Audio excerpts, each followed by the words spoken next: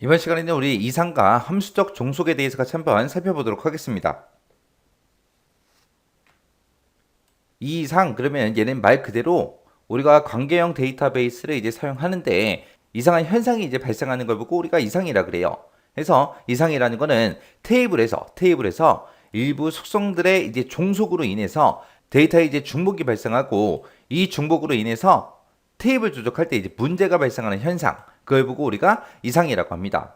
이 이상의 종류에는 우리 삽입 이상이라는 게 있고요. 삭제 이상이라는 게 있고 갱신 이상이라는 게 있고 이렇게 이제 세 가지가 있습니다. 그래서 이상이 뭔지 정확하게 기억하시면 돼요. 일부 속성들의 이제 종속으로 인해서 데이터가 똑같은 게 발생해요. 중복이 이제 발생하고요.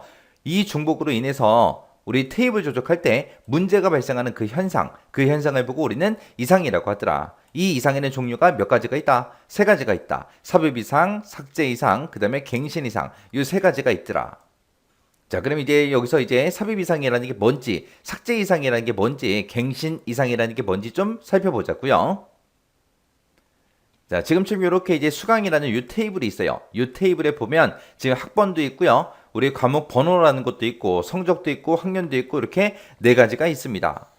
그때 이 수강이라는 이 테이블에서는 한 학생이 이제 여러 과목을 이제 수강할 수 있겠죠. 과목 번호가 이렇게 생긴 거, 이렇게 돼 있는 거.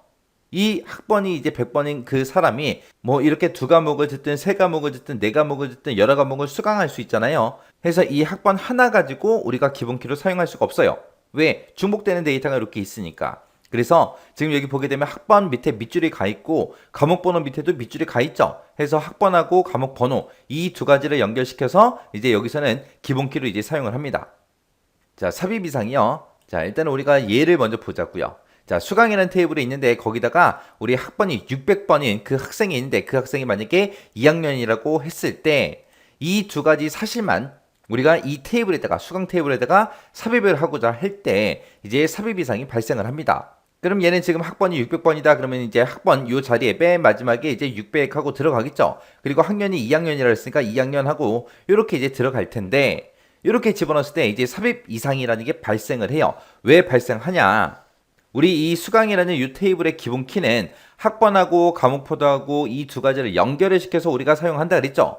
근데 지금 우리가 알고 있는 사실은 학번이 600번이다. 학년이 2학년이다. 이 두 가지밖에 몰라요.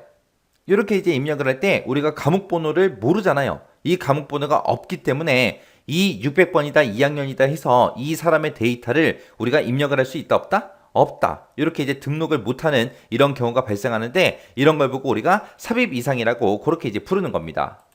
그래서 이 삽입 이상이라는 거는 우리가 테이블에다가 이제 데이터를 삽입할 때 의도와는 상관없이 원하지 않는 그런 값들로 인해서 삽입을 할 수 없는 그런 현상을 보고 우리가 삽입 이상이라고 그렇게 이제 부릅니다.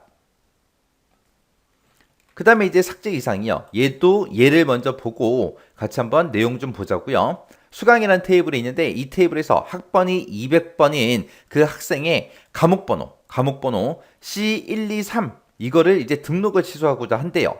그때 이제 삭제 이상이 발생한다. 그렇게 써져 있죠. 학번이 200번이다. 그러면 지금 여기 이 학생을 보고 얘기하는 거고 그때 과목번호가 C123인 요 데이터 C123인 거를 삭제해 주세요. 그렇게 하면 되겠죠. 등록을 취소한다 그랬으니까 삭제를 하면 될 텐데 그때 요 두 개의 데이터만 삭제가 되는 게 아니라 뒤에 있는 성적이다 학년이다 해서 얘네들까지 싹 다 지워져요. 싹 다. 근데 지금처럼 이 과목을 등록을 취소할 때 이것만 취소하면 되지 굳이 학년까지 다 지워버릴 필요가 없잖아요. 이렇게 이제 삭제 이상이라는 거는 테이블에서 이제 한 튜플을 삭제할 때 의도와는 관계없는 그런 값들도 함께 삭제되는 연쇄 삭제가 발생하는 그런 현상을 보고 우리가 삭제 이상이라고 하더라. 그 다음에 이제 갱신 이상이요. 갱신 이상도 예를 먼저 보자고요. 우리 수강 테이블이 있는데 거기서 이제 학번이 400번인 그 학생의 학년을 4학년에서 3학년으로 그렇게 이제 변경을 하고자 할 때 갱신 이상이 발생할 수 있음. 그렇게 이제 나왔죠. 학번이 400번이다 그러면 이 사람들의 이제 학년을 4학년에서 3학년으로 싹 다 고치고 싶대요. 그때 이제 학번이 400번이다. 그러면 그 학생은 한 명일 거예요. 한 명. 한 명인데 지금 이 테이블에는 5개의 데이터가 들어있죠. 그래서 4학년에 이제 3학년으로 고쳐야 되는데 그때 이제 실수로 만약에 C123 과목 번호를 가진 그 학년만 만약에 3학년으로 고쳤다고 생각을 해보세요. 그러면 학번이 400번인 사람은 3학년이다, 4학년이다 해서 두 가지 값을 갖게 되겠죠. 그때 이제 정보의 불일치성이 이렇게 생겨요. 이런 걸 보고 우리가 갱신 이상이라고 합니다.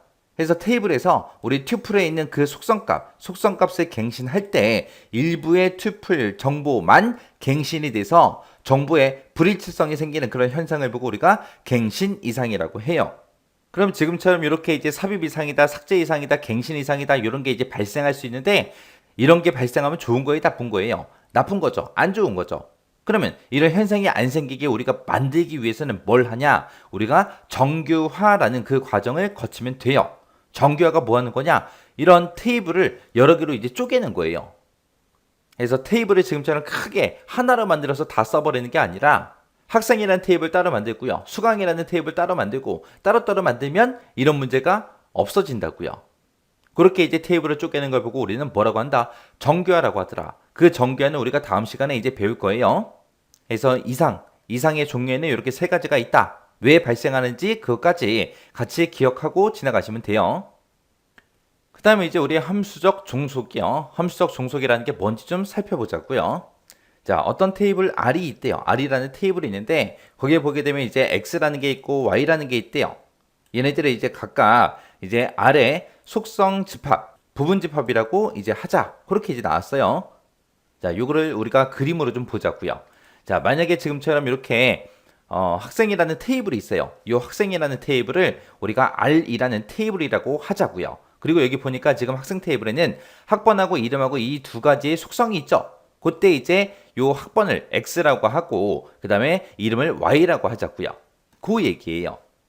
그때 이제 이런 학생이라는 테이블이 있을 때 지금 요 학번을 가지고 내가 어떤 사람을 찾고자 해요. 그래서 내가 만약에 1001이라고 이렇게 입력을 했습니다. 입력을 하게 되면 이름은 홍땡땡이다. 그렇게 이제 검색을 할 수 있겠죠. 근데 반대로 한번 생각해 보자고요. 이 학생 테이블에서 이제 우리가 이름으로 만약에 검색을 한번 해보자고요. 이름으로 검색하게 되면 무슨 문제가 생겨요? 동명이인이 있으니까 학번이 제대로 안 나오겠죠. 그래서 우리가 정확하게 이제 어떤 특정 사람을 찾고자 했을 때는 우리는 반드시 뭘 가지고 찾아야 된다? 학번을 가지고 찾아야 된다. 왜? 학번이 지금 밑에 보니까 지금 밑줄이 그어져 있죠? 그럼 얘가 이제 지금 기본키로 그렇게 이제 설정돼 있다는 거잖아요. 그때 이런 사람들의 이름은 뭘 가지고 결정한다? 학번을 가지고 결정을 하더라. 그래서 여기서 이제 X가 나오고 이제 Y가 나오는데 X를 보고 우리가 결정자라고 이제 그렇게 부르고요. 그 다음에 요 Y를 보고 우리는 종속자라고 그렇게 불러요. 그래서 우리가 학번을 가지고는 이름을 조회할 수 있지만 이름을 가지고는 동명이인이 있기 때문에 학번을 정확하게 조회를 못하더라. 이런 식으로 돼 있는 거를 우리는 이제 Y는 X의 함수적 종속이다. 그렇게 얘기하든지 아니면 X가 Y를 함수적으로 이제 결정한다. 그렇게 이제 표현을 합니다. 그렇게 이제 표현하고 지금처럼 표기할 때는 지금처럼 이런 식으로 이제 표기를 해요.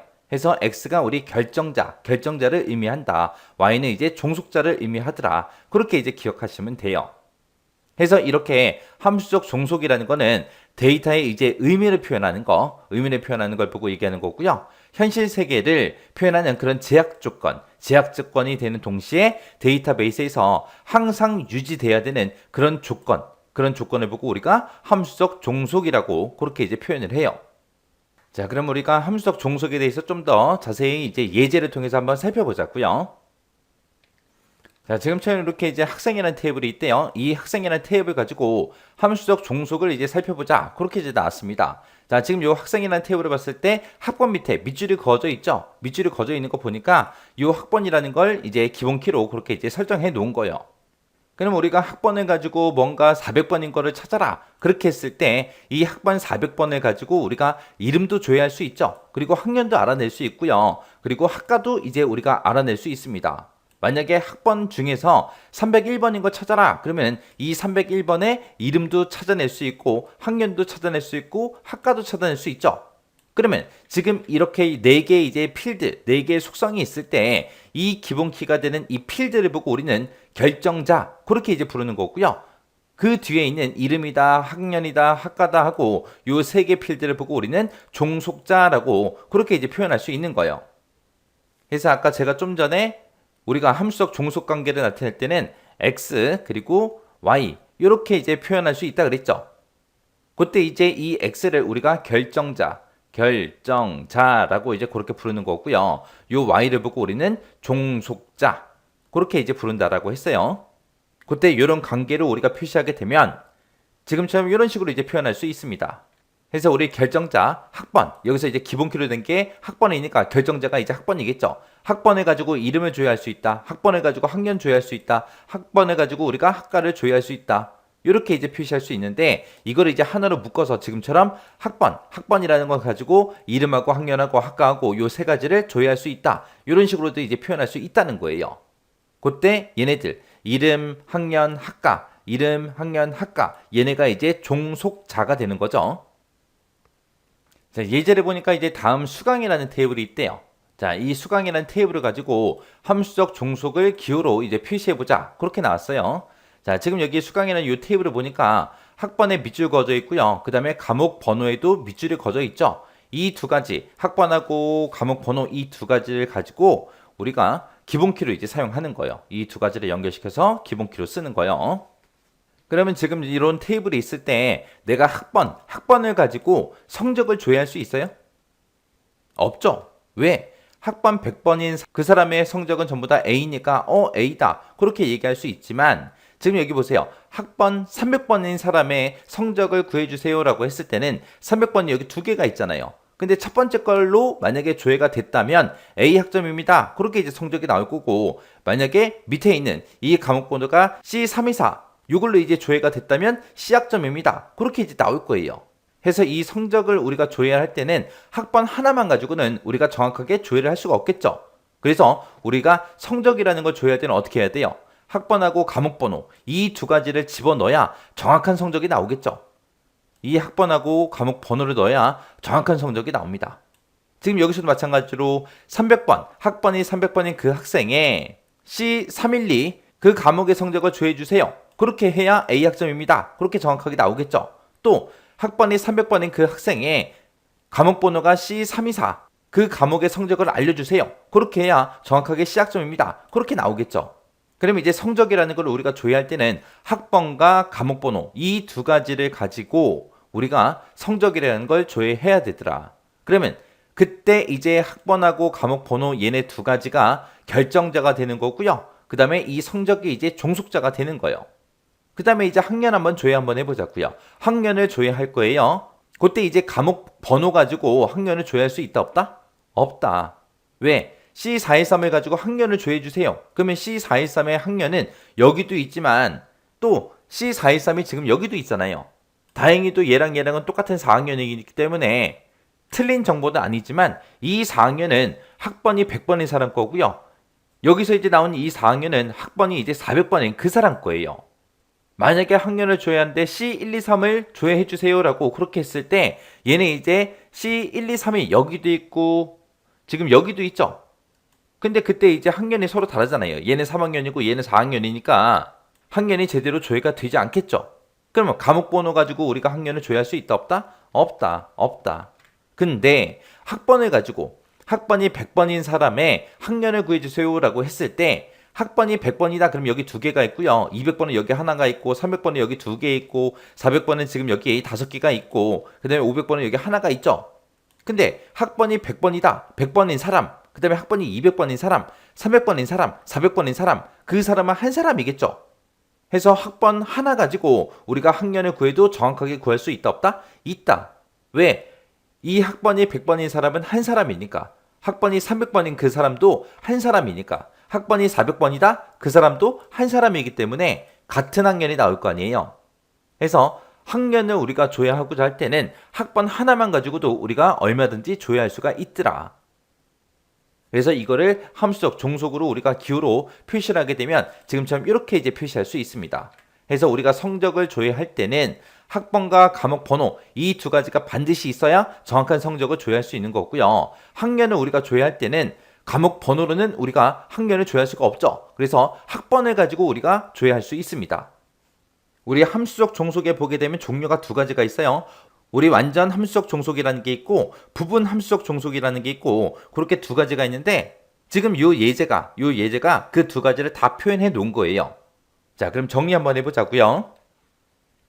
우리가 이 수강 테이블을 봤을 때 이 수강 테이블에서는 이 두 가지, 학번하고 과목포도 이 두 가지가 우리 기본 키예요. 그때 이제 우리가 성적이라는 걸 조회할 때는 반드시 이 두 개의 기본 키를 모두 다 사용해야 됩니다. 이런 걸 보고 우리가 완전 함수적 종속이라고 그렇게 이제 부르는 거예요. 근데 우리가 학년이라는 걸 조회할 때는 학번 하나만 가지고도 정확하게 우리가 조회를 할 수가 있죠. 그때 이제 우리 기본 키가 학번하고 과목 번호 이 두 가지가 기본 키인데 그 중에서 학번이라는 거 하나만 가지고도 학년을 정확하게 조회를 할 수 있다. 이런 걸 보고 우리가 부분 함수적 종속이라고 그렇게 이제 부르는 거예요. 해서 성적이라는 걸 우리가 조회를 할 때는 학번이다. 그 다음에 과목 번호다. 이 두 가지 기본 키가 반드시 있어야 돼요. 이런 걸 보고 우리가 완전 함수적 종속이라고 그렇게 부르는 거고, 우리 기본키는 학번하고 과목 번호하고 이 두 가지가 있지만 우리가 학년이라는 걸 조회를 할 때는 학번 하나만 가지고도 정확한 데이터를 우리가 알 수 있는 거죠. 이런 걸 보고 우리가 부분 함수적 종속이라고 그렇게 이제 부르는 거예요. 기본키가 두 개인데 두 개 중에 한 개 부분적으로 한 부분만 가지고도 할 수 있다. 그렇게 해서 우리 부분 함수적 종속이라고 그렇게 이제 부르는 거예요. 그래서 우리 완전 함수적 종속이 뭔지, 부분 함수적 종속이 뭔지 여러분들이 정확하게 알고 계셔야 돼요. 요거 잘 기억하세요. 우리가 이번 시간에 이제 이상이다, 그리고 함수적 종속이다, 이 두 가지에 대해서 알아봤는데, 우리가 데이터베이스를 사용하면서 이상현상이 발생하기 때문에 그 이상현상을 없애기 위해서 우리는 정규화라는 거를 꼭 해서 우리가 테이블을 쪼개야 돼요. 그렇게 이제 테이블을 쪼개든 안 쪼개든 우리가 사용하고 있는 이런 데이터베이스에서는 이런 함수적 종속 관계를 반드시 항상 유지가 돼야 돼요.